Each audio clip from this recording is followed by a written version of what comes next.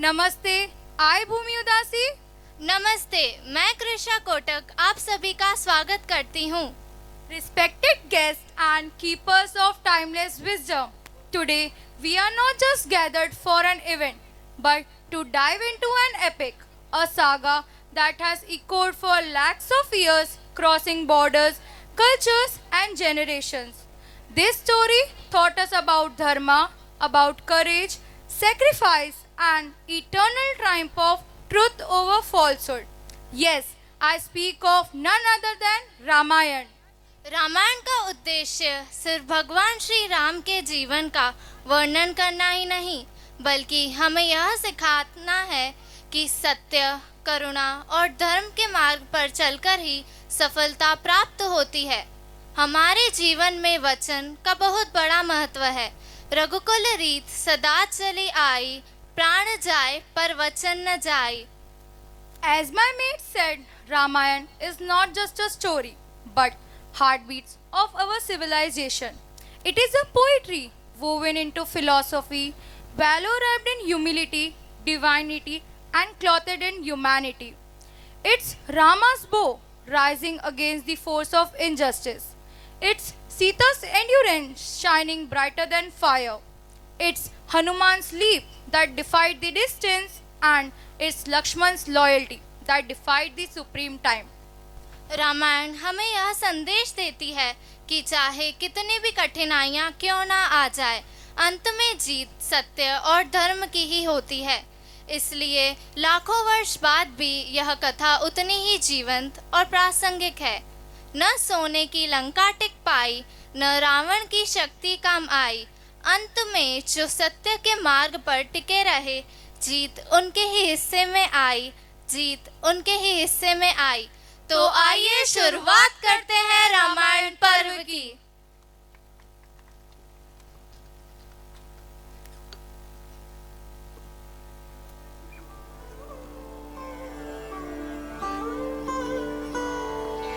हमारे इस आर्यवर्त देश में अयोध्या नाम का एक प्रसिद्ध नगर है। यहाँ पर चक्रवर्ती आर्य सम्राट महाराज दशरथ राज्य करते थे। महाराज स्वयंभू मनु से लेकर के महाराज युधिष्ठिर पर्यंत लगभग 2.25 अरब वर्षों तक समस्त भूमंडल में आर्यों का चक्रवर्ती साम्राज्य रहा है।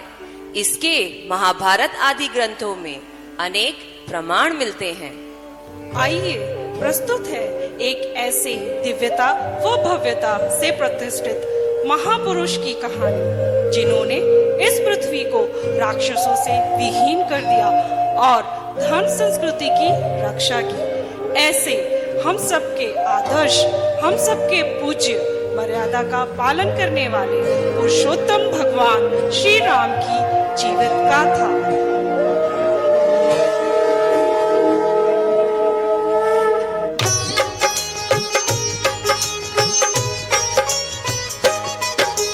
श्री राम की तुमको भक्तों कथा सुनाते हैं, पावन कथा सुनाते हैं। लेके जन्म अयोध्या में श्री राम जो आते हैं, हम कथा सुनाते हैं। हम श्री राम की तुमको भक्तों कथा सुनाते हैं, पावन कथा सुनाते हैं। लेके जन्म अयोध्या में श्री राम जो आते हैं, हम कथा सुनाते हैं। जो सुमरे राम का नाम बन जाते बिगड़े काम, जो सुमरे राम का नाम जाते बिगड़े काम।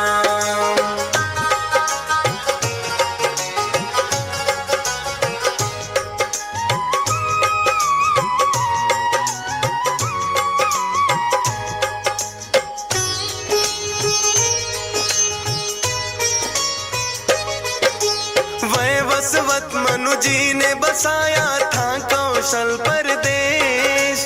पावन सरयू नदी का तट और खंड है भारत देश। कितने ही पराक्रमी राजा उनके वंशज थे, उन्हीं में से तो राजा दशरथ भी है एक हुए। वेदों के ज्ञाता थे रक्षक थे, बड़े दयालु रण में कुशल और प्रजा पालक थे। ईश्वर की भक्ति करना उन्हें बड़ा ही भाता था, उनके राज में प्रजा को कोई कष्ट न आता था। जैसे राजा दशरथ थे वैसा सब चाहते हैं, पावन कथा सुनाते हैं। लेके जन्म अयोध्या में श्री राम जो आते हैं, हम कथा सुनाते हैं। जो सुमर राम का नाम बन जाते बिगड़े काम, जो सुमर राम का नाम बन जाते बिगड़े काम।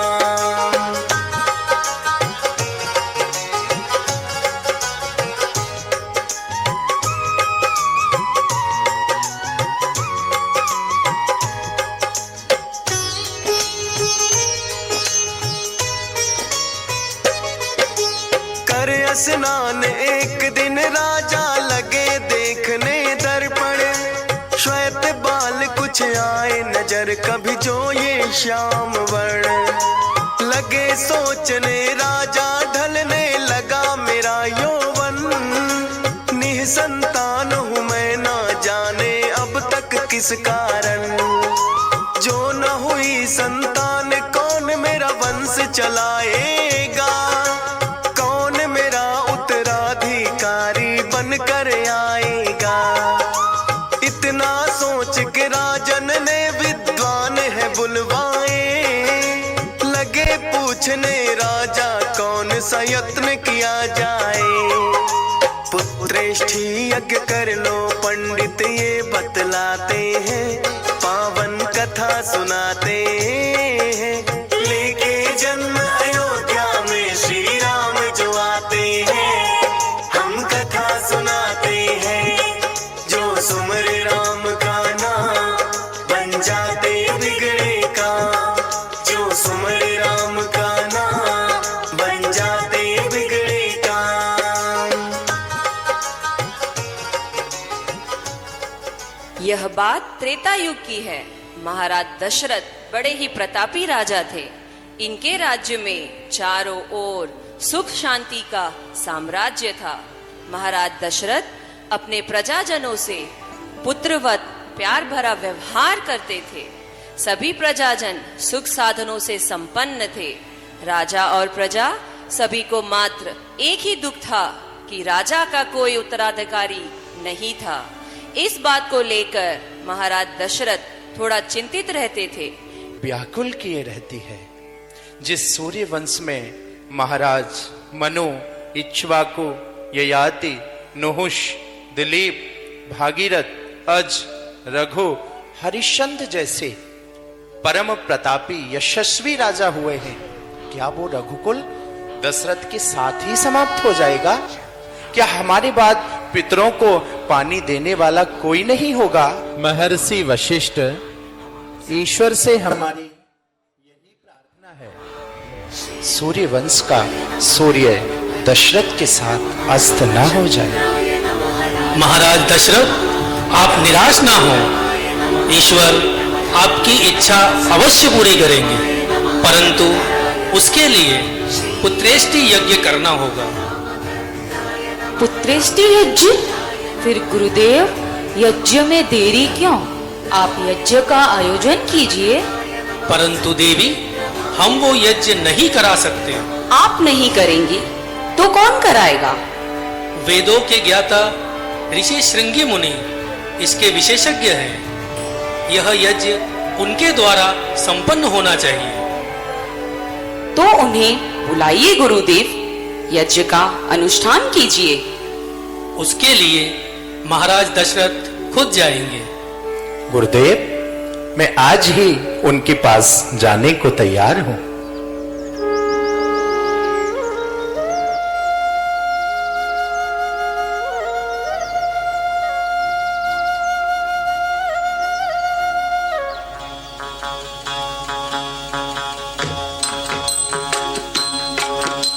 चला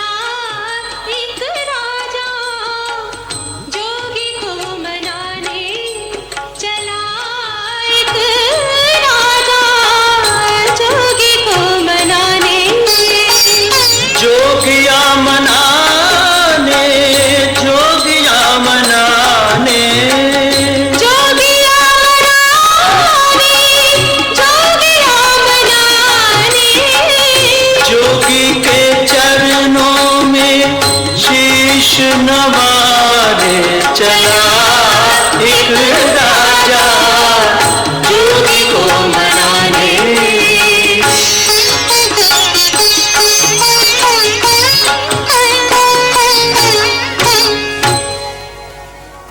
आंसू से पग धोए धोए हर भांति मनावे राजा। हुए प्रसन्न तथास्तु कहा फिर यज्ञ कर्म शुभ साजा।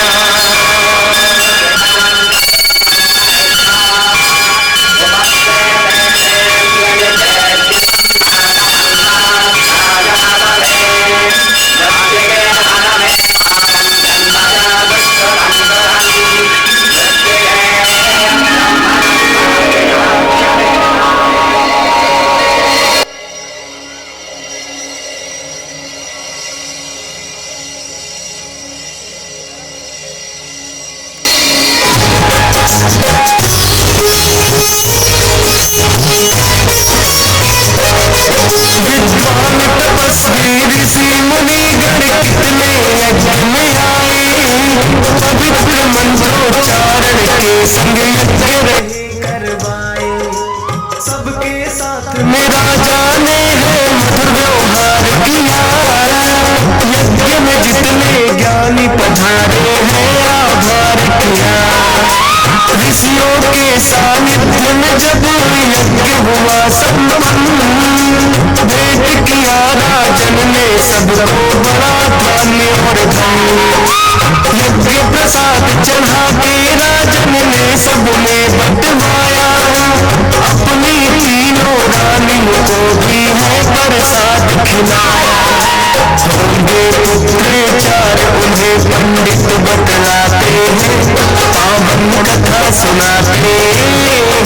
लेके जन्म अयोध्या में श्री राम जो आते हैं। हम कथा सुनाते हैं जो सुने राम का नाम बन जाते बिगड़े काम। जो सुने राम का नाम बन जाते बिगड़े काम।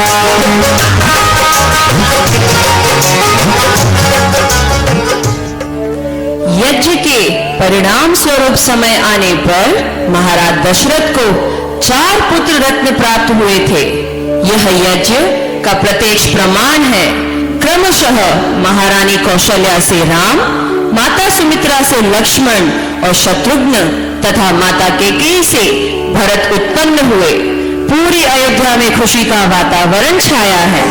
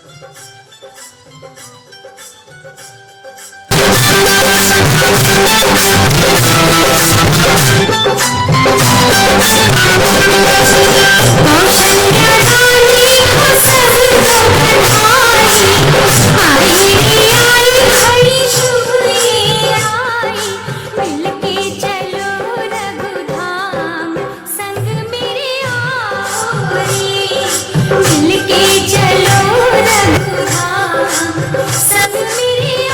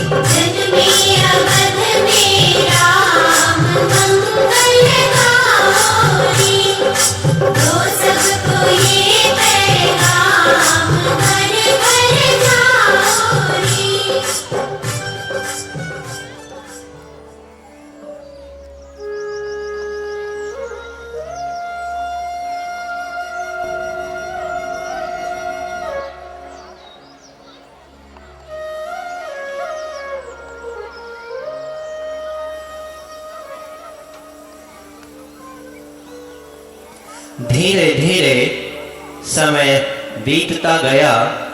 चारों भाई जब बड़े हो गए तो राजा दशरथ ने विद्या अध्ययन करने के लिए चारों पुत्रों को गुरुकुल में प्रविष्ट कराकर समस्त विद्याओं में पारंगत कराया गया।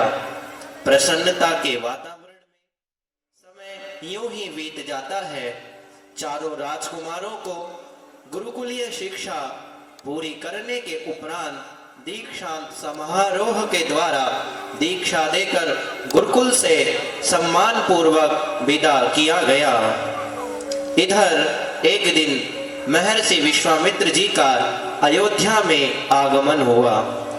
आपका स्वागत है तपोनिधि। सुस्वागतम मुनिश्रेष्ठ, सुस्वागतम। आपकी चरणों की धूल से अयोध्या नगरी धन्य हो गई। पधारिए मुनिवर, इस घर को पावन कीजिए।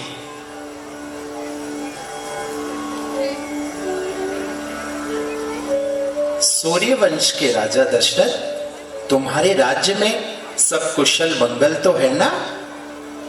जहां आप जैसे विभूति के चरण कमल आ जाए वहां सब मंगल ही मंगल है। तुम्हारी शिष्टता और विनम्रता को देखकर हम प्रसन्न हुए। आज्ञा कीजिए मुनेन्द्र, किस अभिप्राय से आपका यहाँ पधारना हुआ है? आपकी जो आज्ञा होगी दशरथ प्राण देकर भी उसे पूरा करेगा। धन्य शिरोमणि राजन, तपोवन में असुरों के उत्पात दिन प्रतिदिन बढ़त कारण हमारी यज्ञ, हमारी आध्यात्मिक साधना, ज्ञान विज्ञान के प्रयोग पूरे नहीं हो पा रहे हैं। मुनि श्रेष्ठ, आर्यभूमि में ऐसा दुष्कर्ष करने वाले लोग कौन हैं? लंका के राजा रावण की गुप्तचर सुबाहु, ताड़का का पुत्र मारीच अपनी मायावी शक्तियों से हमारा कोई भी अनुष्ठान पूरा नहीं होने देते। है ऋषिराज, तपस्वी ऋषि मुनियों की सहायता करना हमारा परम कर्तव्य है। अवध की सारी सेना आपकी सेवा में तैनात कर दी जाएगी। नहीं अयोध्यापति, सेना की आवश्यकता नहीं है। हम तो तुमसे आपके राम को मांगने आए हैं।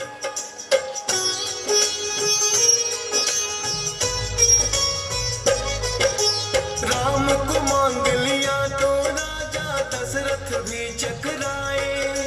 बोले राम बिना है मुनिवर मुझसे जिया ना जाए। चाहो तो मैं चलूं अभी ले करके सेना साथ। अभी राम तो है बालक ना इनकी कुछ औकात। कैसे मुकाबला उन दुष्टों का ये कर पाएंगे। क्या होगा जो उनसे युद्ध में हारे जाएंगे।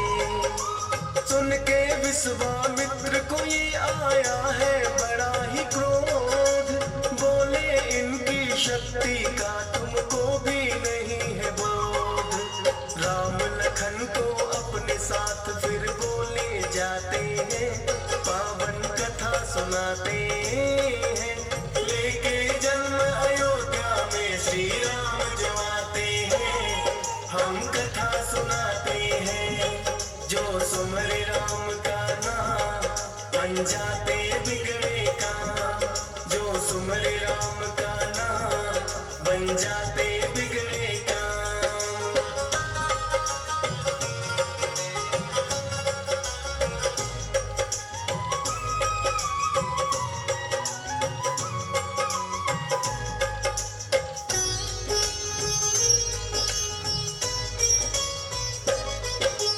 ऋषि विश्वामित्र के संग आ गए हैं दोनों भाई।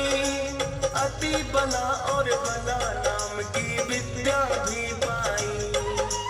बोले मुन की ये विद्याएं जो भी पाता है। इस संसार में श्रेष्ठ पुरुष फिर वो कहलाता है। सरयू नदी के तट पर फिर डाला है डेरा आन। राम लखन से बोले कर लो तुम स्नान और ध्यान। करके फिर जलपान भी थोड़ा कर लेना विश्राम। लेकिन गुरु सेवा को समझा पहला उन्होंने काम। करके गुरु की सेवा फिर विश्राम को जाते हैं, पावन कथा सुनाते हैं। ले गए जन्म अयोध्या में श्री राम जो आते हैं, हम कथा सुनाते हैं। जो सुमरे राम का नाम बन जाते बिगड़े काम। जो सुमरे राम का नाम बन जाते बिगड़े काम।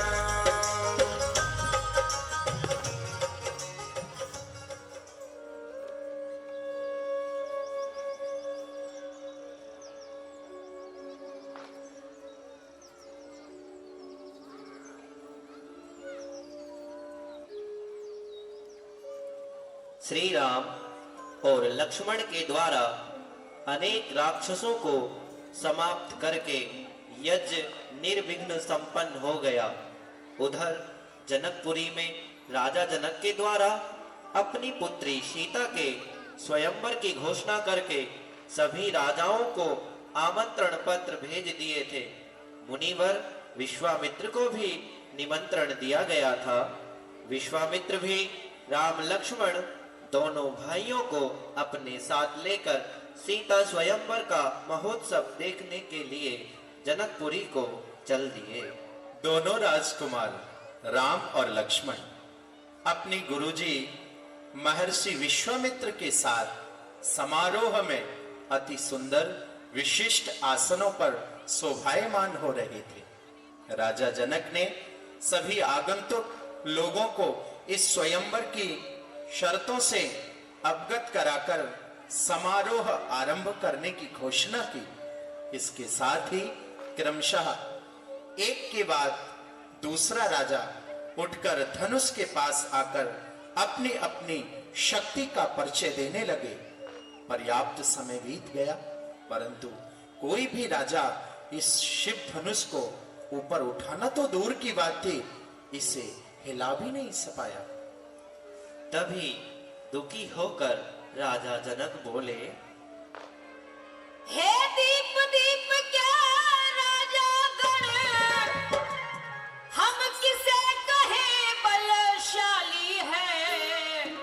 हमको तो यह विश्वास हुआ पृथ्वी वीरों से खाली है।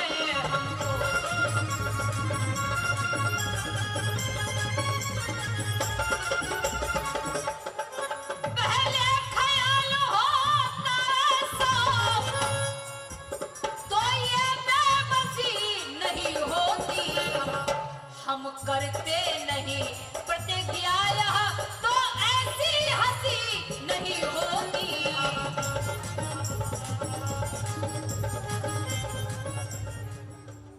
अब तोड़े अपने प्रण को हम, तो धर्म हानि है लज्जा है। पुत्री को कुंवारी रहना है, क्या करें हमारा वश क्या है। आसरा छोड़ प्रस्थान करो, दुख हमें दिया है दाता ने। सीता सुकुमारी का विवाह लिखा ही नहीं विधाता ने। राजा जनक के ऐसे कठोर वचन सुनकर वीरवर लक्ष्मण क्रोधित हो उठे और बोले, सच्चे योद्धा सच्चे क्षत्रिय अपमान नहीं सह सकते हैं। जिनको सुनने का ताव नहीं, वो चुप कैसे रह सकते हैं। कि महाराजा मिथिलापत ने ये अनुचित वाणी कह डाली है। ये शब्द बाण से लगते हैं, पृथ्वी वीरों से खाली है।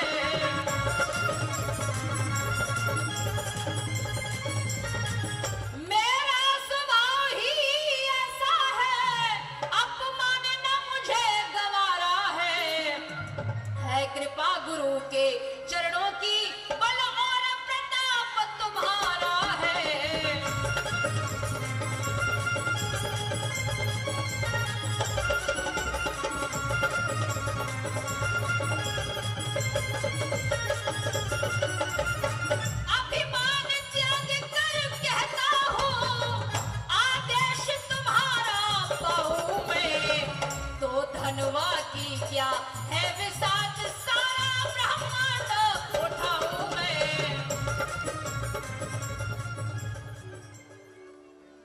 राम ने अपने छोटे भ्राता लक्ष्मण को शांत करके अपने आसन पर बैठने को कहा।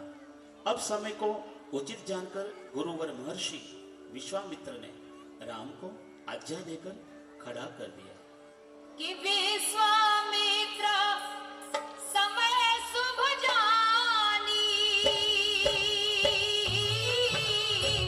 बोले अति स्नेह मृदुवानी, राम सिया राम जय जय राम, राम सिया राम जय जय राम। उठा राम भंजो भव चापा, मेट होतात जनक परितापा, राम सिया राम जय जय राम, राम सिया राम जय जय राम। ओ सुन गुरु वचन शरण सिर नावा, हरस विषाद न पछोर लावा, राम सिया राम जय जय राम, राम सिया राम जय जय राम। गुरुजी का संकेत मिलते ही राम ने शिव धनुष को उठा लिया और प्रत्यंचा चढ़ाकर इस धनुष को तोड़कर भूमि पर पटक दिया। इसके उपरांत चारों दिशाओं में हर्ष ध्वनि गूंजने लगी। धनुष भंग होने के उपरांत राजा दशरथ को खबर भेजकर बुलवाया। राजा जनक की 2 बेटी थी, सीता और उर्मिला। राजा जनक के भाई की भी 2 बेटियां, मांडवी व श्रुति कीर्ति थी। इस तरह राजा दशरथ के 4 बेटों का विवाह संपन्न हुआ।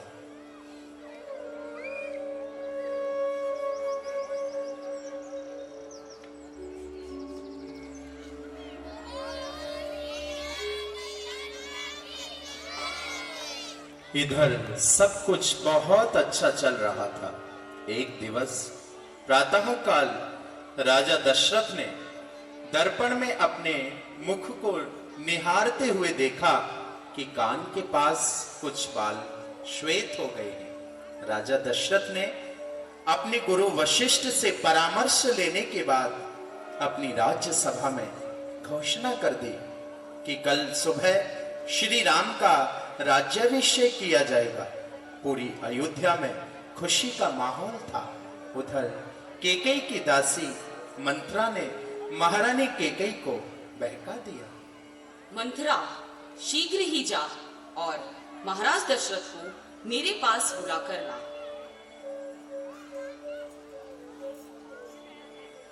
महाराज दशरथ को रानी कैकेयी ने अभी इसी समय बुलाया है। मंत्री महाराज दशरथ से कहने जाता है। प्रणाम महाराज, रानी कैकेयी ने आपको अभी बुलाया है। रानी केकई ने? परंतु क्यों? ऐसी क्या आवश्यकता पड़ गई जो इस समय बुलाया है? चलो जाता हूं।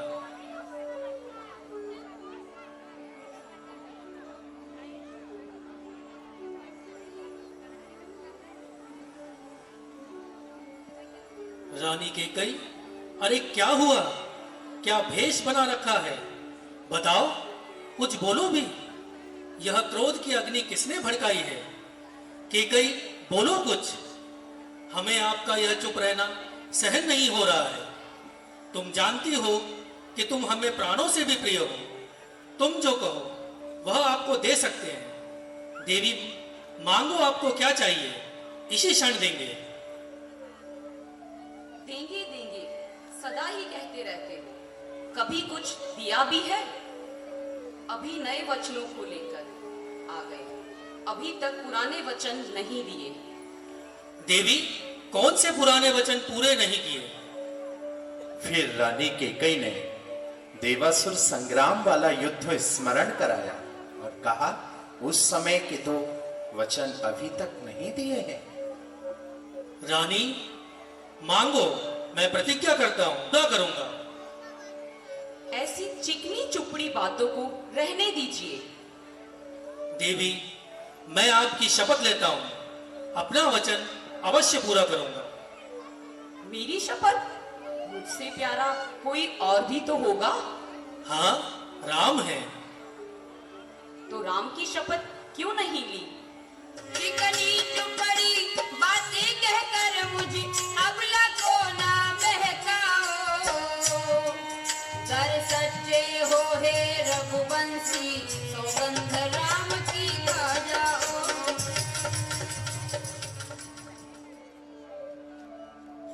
मैं राम की शपथ लेता हूँ, आप जो मांगेंगे हम वही देंगे। तो सुनो, पहला वरदान अयोध्या का राज मेरे बेटे भरत को, और दूसरा वरदान राम को 14 वर्ष का वनवास दीजिए। कैकेयी, तुम जानती हो तुम क्या मांग रही हो? भली भांति जानती हूँ महाराज कि मैं क्या मांग रही हूँ। कैकेयी, तुमने मुझे कहीं का नहीं रखा। नारी तो देवी का स्वरूप होती है, परंतु तू हमारे कुल का नाश करने आई है। ठीक है, अब मुझे पूरा विश्वास हो गया है कि आप अपना वचन पूरा नहीं करना चाहते, लेकिन कान खोलकर सुन लीजिए, राम की राज्य अभिषेक से पहले आपको मेरी चिता को अग्नि देनी होगी। आज या तो अयोध्या से राम बन जाएगा या कैकेयी की अर्थी निकलेगी। ऐसे कठोर वचन मुंह से ना निकालो प्रिय। किसने तुम्हारे मन में दुर्भावना पैदा कर दी है? किसने हमारे प्रेम विश्वास में विष घोला है? भरत और राम तो मेरी दो आंखें हैं। तुम भरत को राज्य देना चाहती हो तो मुझे स्वीकार है, लेकिन राम को वनवास, यह वचन वापस ले लो। महाराज दशरथ, रघुवंश शिरोमणि अब कहाँ गई? आपकी रघुकुल की रीति जो कहते थे, रघुकुल रीति सदा चली आई।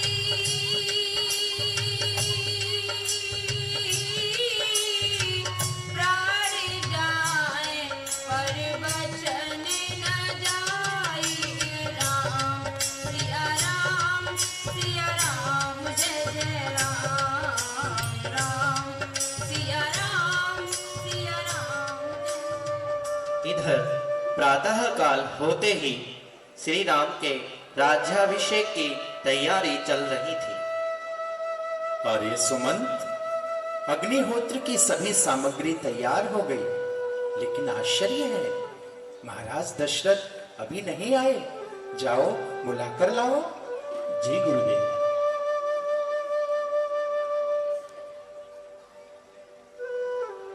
जय हो सूर्यवंश शिरोमणि महारानी कैकेयी की जय हो।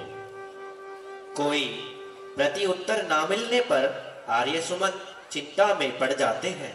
क्या बात है महाराज? देवी, महाराज की ये दशा क्या कारण है? इनके मन की तो यही जाने, सारी रात राम को याद करते रहे हैं। आप कृपा करके राम को बुला लाइए।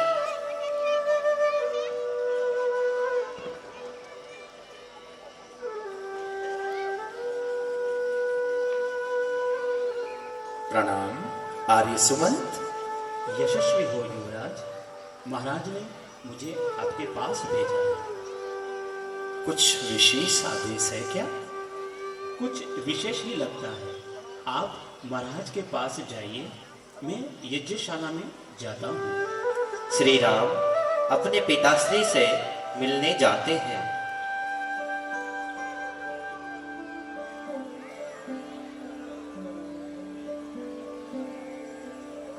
आपकी आज्ञा से मैं राम आपकी सेवा में उपस्थित हूँ। मेरे लिए क्या आदेश है? आप स्वस्थ नहीं दिखते। माँ, पिताजी की अस्वस्थता का क्या कारण है? मैं राज वैद्य को बुलाऊं? इनके रोग की दवा राज वैद्य के पास नहीं है। राम, इनके रोग की दवा आपके पास है। मेरे पास? परंतु रोग क्या है? तुम्हारा मोह प्रेम, जिसके कारण आज सूर्यवंश की कीर्ति को कलंक लगाने के लिए तैयार हैं। माता, मुझे क्षमा करें। मेरे पिताश्री जैसा धीर वीर पुरुष इस धरती पर दूसरा कोई नहीं है।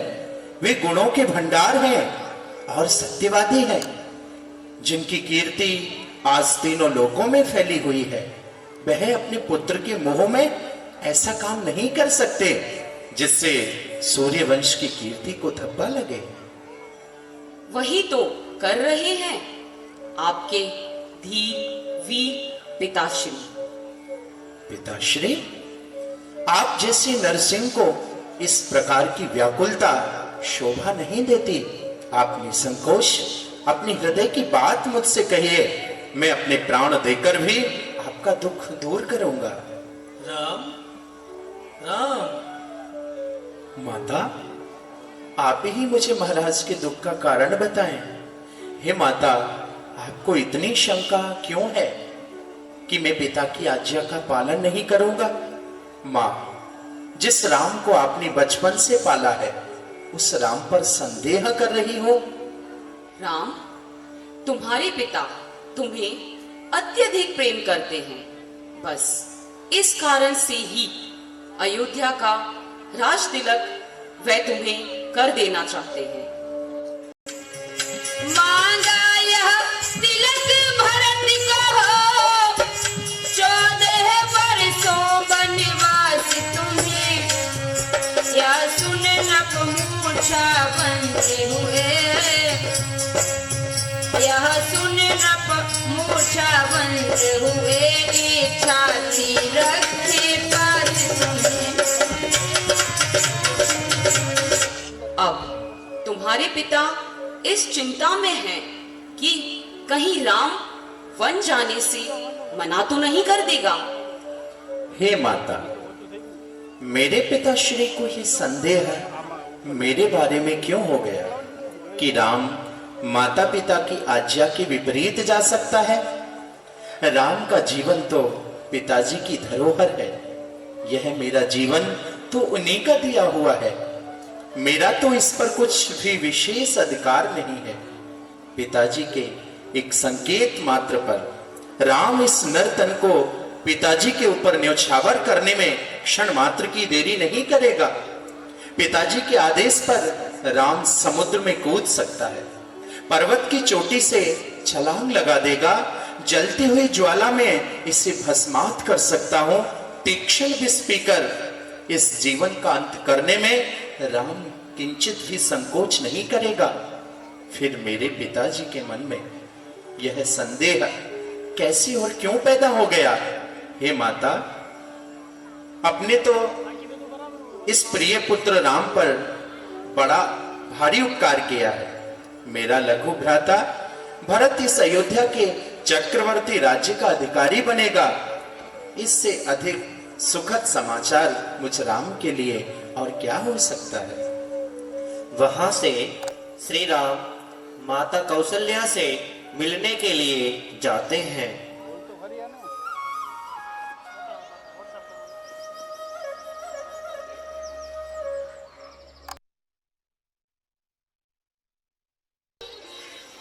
बैठ, आसन ग्रहण कर, मैं भगवान का प्रसाद लाती हूँ।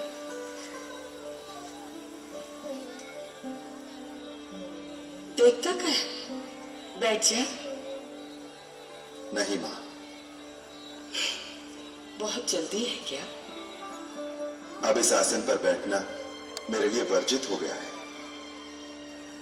राज सिंहासन पर बैठने जा रहा है, इसलिए माँ का दिया हुआ आसन वर्जित हो गया? माँ, शायद तुम्हें विदित नहीं, अब मेरे लिए कुशा के आसन पर बैठने का समय आ गया है।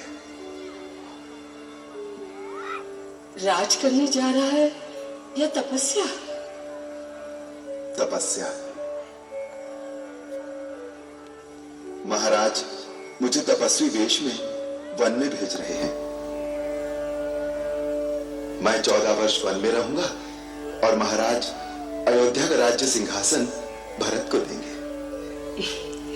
कैसे मुस्कुराकर माँ से हंसी कर रहा है। यह हंसी नहीं, अटल सत्य है माता। मुझे पिताश्री के वचन का पालन करने के लिए इसी घड़ी बन जाना होगा।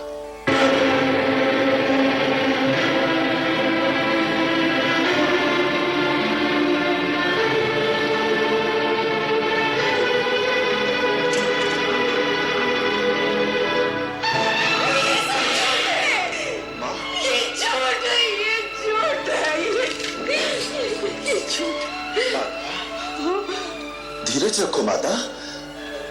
अयोध्या की महारानी को इस प्रकार धैर्य खोना शोभा नहीं देता। इधर श्री राम और माता कौशल्या का संवाद चल रहा था। तभी सीता भी समाचार पाकर वहां आ जाती हैं और वन जाने के लिए श्री राम से आग्रह करती हैं। श्री राम समझाते हैं लेकिन सीता नहीं मानती हैं। ठीक है सीता, नहीं मानती तो माता से आज्ञा ले लो। तभी वहां लक्ष्मण आ जाते हैं। भैया भैया भैया भैया, जो मैं ये सुन रहा हूँ क्या सच है कि कई के कहने पर महाराज ने आपसे राज छीन लिया? लक्ष्मण, माता कैकई को कैकई कहकर कब से पुकारना सीख लिया तुमने? आप बुलाओ उसे माता। मैं उस कुल घटनी को माता नहीं कहूंगा और मैं यह न्याय भी कभी नहीं होने दूंगा। भैया, मेरा यह धनुष केवल शोभा की वस्तु नहीं है।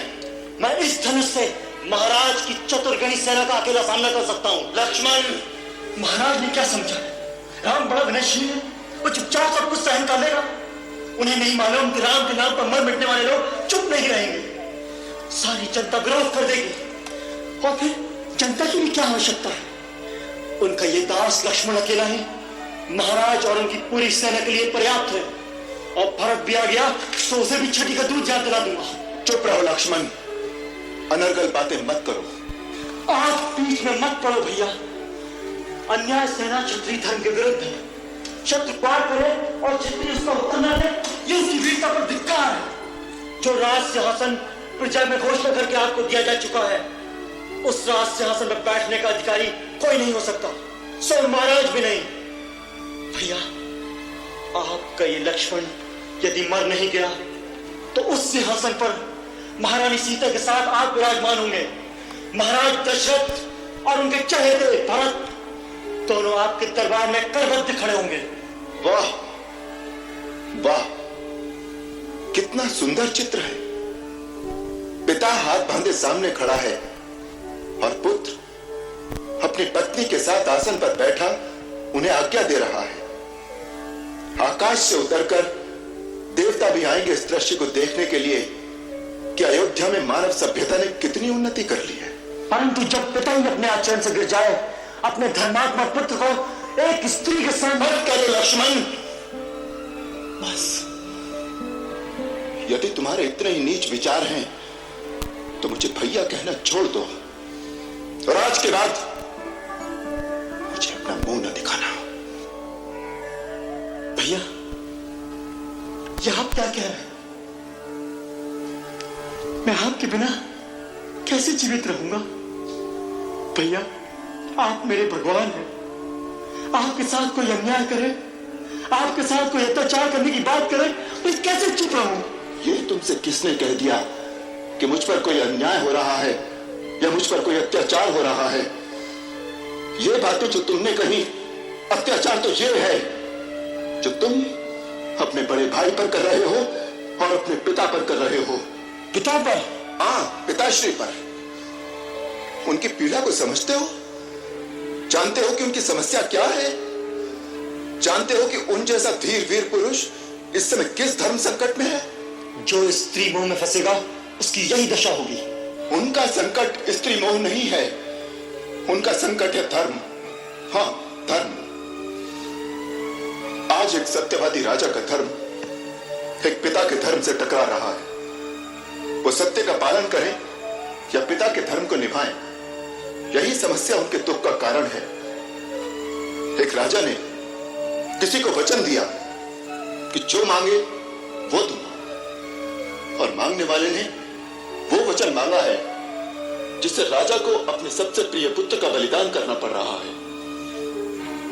यदि वो वचन को तोड़े तो न केवल अपने सुकृत नष्ट करें, बल्कि संपूर्ण कुल की कीर्ति को कलंक लगा दें।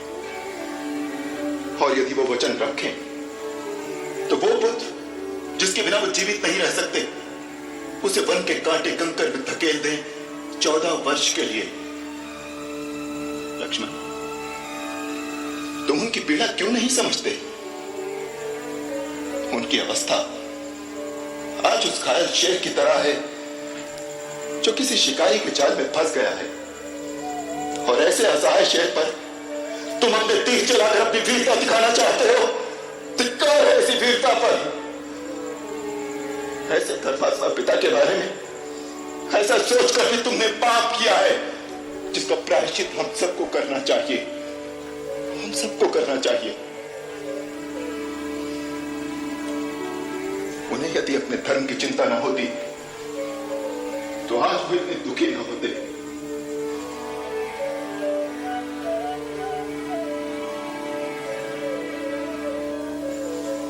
आज जब मैंने उन्हें इतनी निस्सहाय अवस्था में देखा तो मुझे अपने ऊपर ग्लानि हो आई कि मेरे कारण मेरा वीर, महान और धर्मात्मा पिता इतना दुखी है।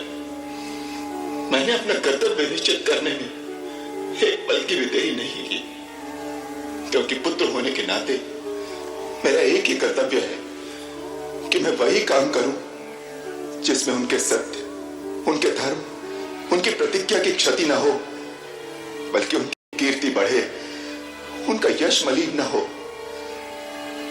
लक्ष्मण, हमारे जैसे पिता तो किसी को बड़े भाग्य से मिलते हैं, परंतु यदि किसी का पिता दुराचारी भी हो, चाहे संसार उसे त्याग भी दे, तो भी पुत्र का धर्म है कि वो अपने पिता को भगवान की तरह पूजे, क्योंकि पिता मनुष्य का प्राणदाता होता है। लक्ष्मण, जब पिता की भक्ति नहीं करते, देवता तो क्या, स्वयं भगवान भी उनकी पूजा को स्वीकार नहीं करता।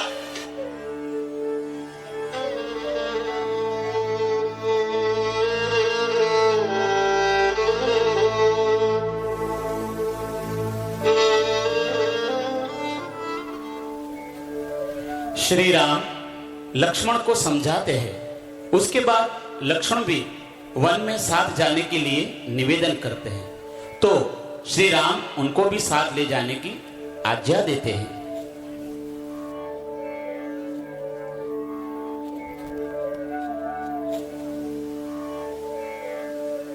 इधर श्री राम, सीता, लक्ष्मण तीनों वन को प्रस्थान करते हैं। मार्ग में चलते चलते संध्या का समय हुआ। सामने तमसा नदी है। आज रात्रि में विश्राम यहीं पर करने का निश्चय करके तमसा नदी के शीतल जल में स्नान आदि से निवृत्त होकर संध्या आदि नित्य कर्म किया। उधर अयोध्या सूनी हो जाती है। महाराज दशरथ राम के वियोग में स्वर्ग सिधार जाते हैं। उस समय भरत और शत्रुघ्न दोनों भाई अपने ननिहाल में थे। भरत को ननिहाल से बुलाया जाता है और भरत मां कैकेयी से मिलने के लिए जाते हैं। क्या बात है माता, ये आज कैसे वस्त्र पहने?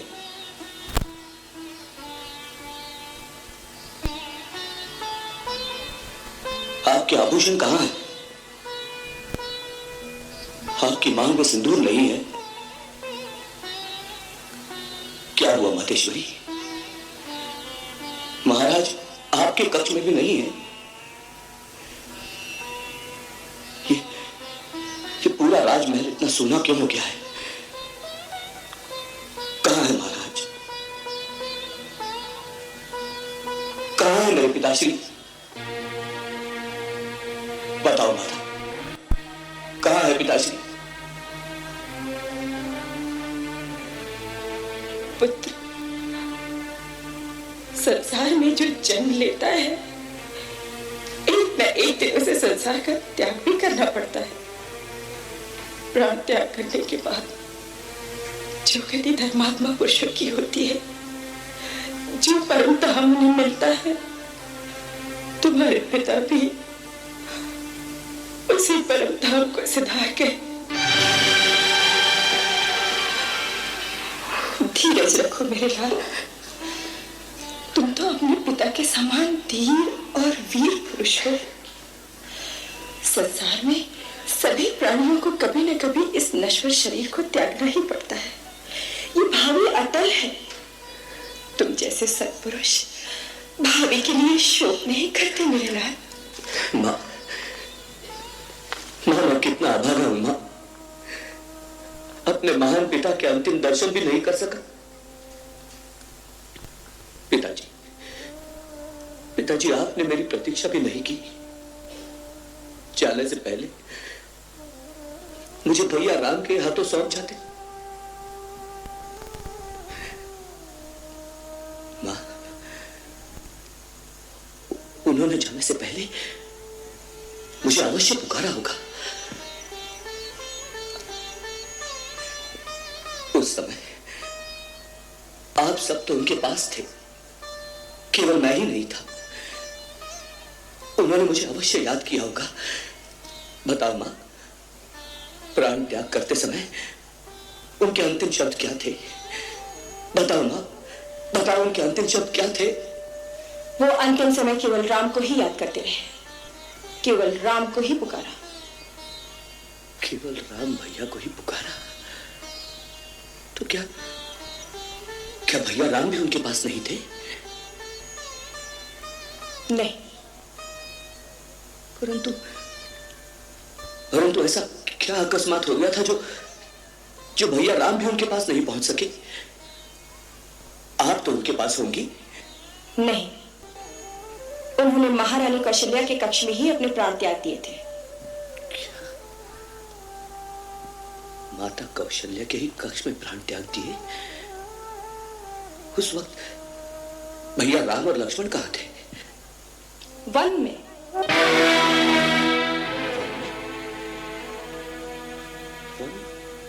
वन में क्यों? महाराज ने स्वर्ग सिधारने से पहले उन्हें 14 वर्ष का वनवास दे दिया था। वनवास?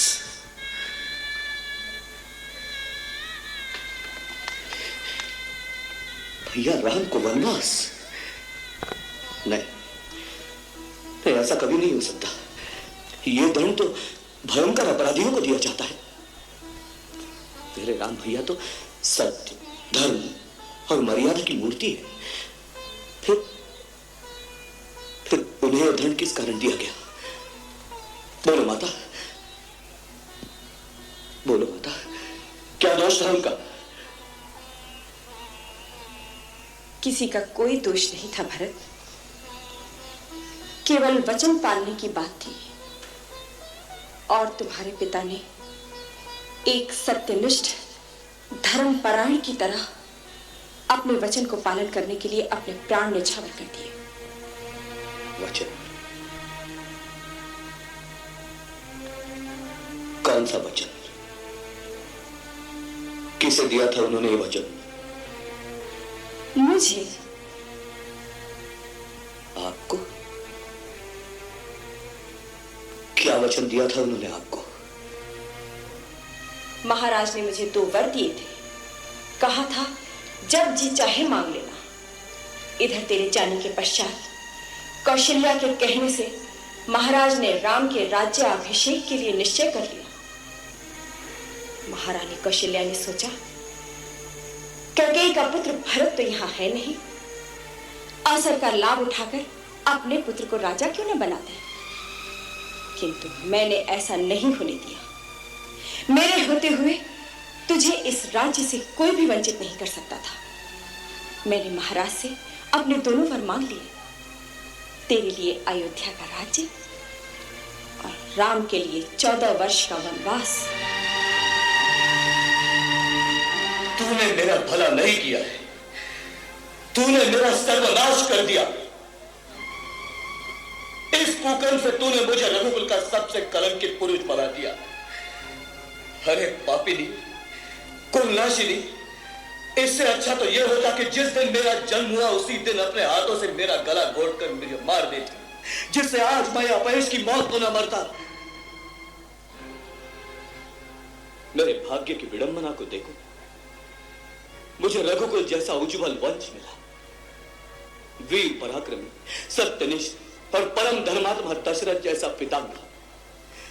तीनों लोकों में वंदनीय श्री राम जैसा भाई मिला। और तुझ जैसी पापन, कुलनाशिनी और नीच माता के गर्भ से जन्म दिया गया।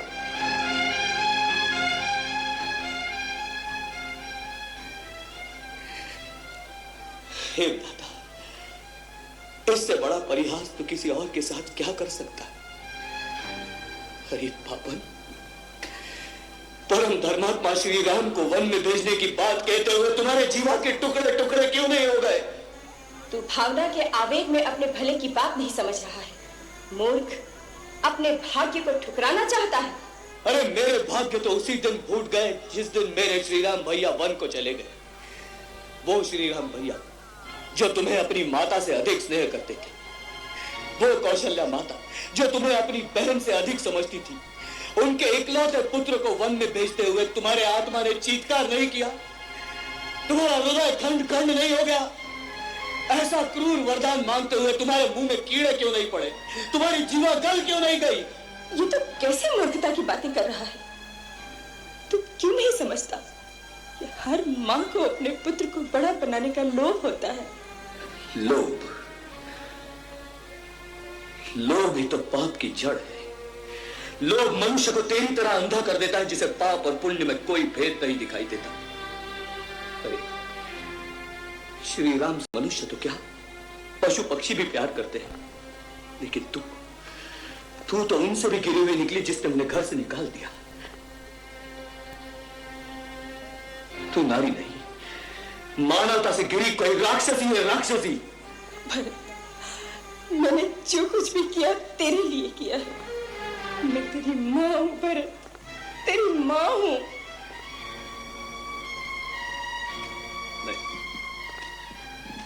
नहीं, आज के बाद तू मेरी माता नहीं। मुझे जन्म जन्मांतर तक नरक में रहना स्वीकार है, लेकिन तुझे अपनी माता कहना स्वीकार नहीं। भरत,